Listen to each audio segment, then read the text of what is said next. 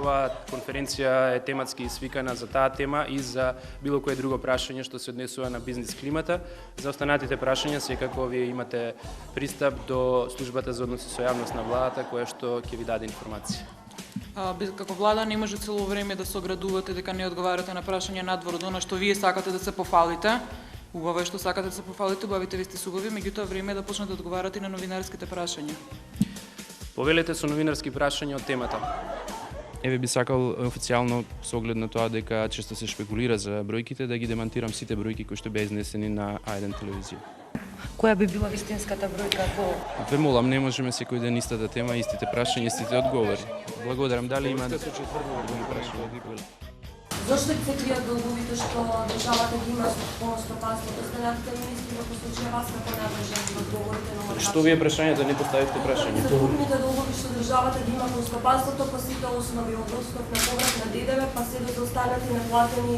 Прилично очекувано прашање на кое што сме одговориле барем десетина пати досега и затоа повторуваме дека се работи за оперативен податок кој што постојано се менува. Вчера колкава била сумата, па денеска ќе кажеме дека се менувала. Да излезете еднаш со бројка.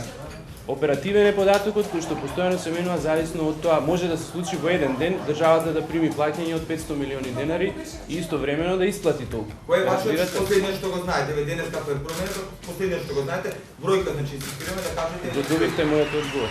Дали ево овој пат ќе ја искористите можноста министрите да кажете колку е доgodна владата на стопанството? Прашањето е во темата, нели? Се исто можност да се види транспарентност на владата за трчањето на парите. Видите, прашањето е во темата, Ако може да го подпишеме. Кој не таградски толку ли е застрашувачки висок долг што никако да се оправдате да го кажете? Ве молам, господине Стојчевски, да се однесувате културно како и останатите новинари. Благодарам.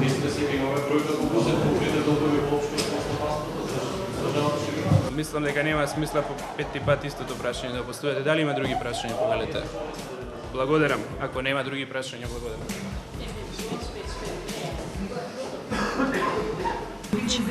Дека се сомневаат и апелираат до владата за разумно трошење на овие пари и стравуваат дека ќе завршат буквално за текувни трошоци, плати, пензии.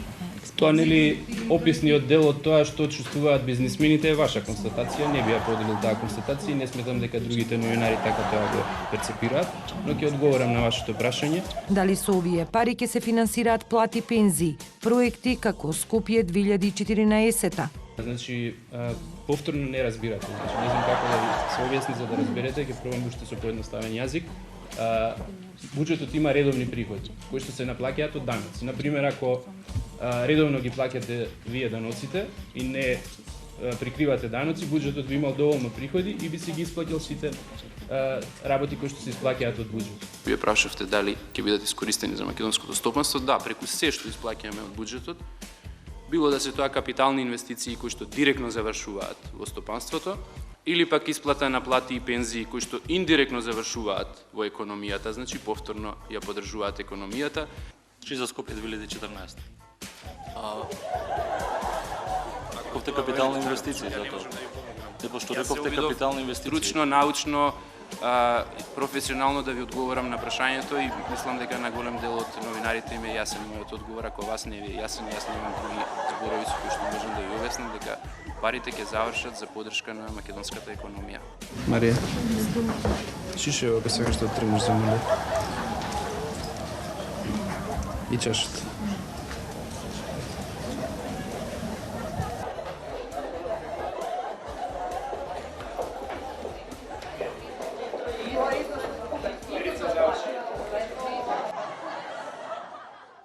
Таа Милица заврши пресот. Наместо да се радува што е 20 тарасивме од новинариве, уште продолжуваш да им објаснуваш. Аман, зарем вака те учев? Зарем за ова Ленка остави кошула тенка, ленена, недовезена на разбој?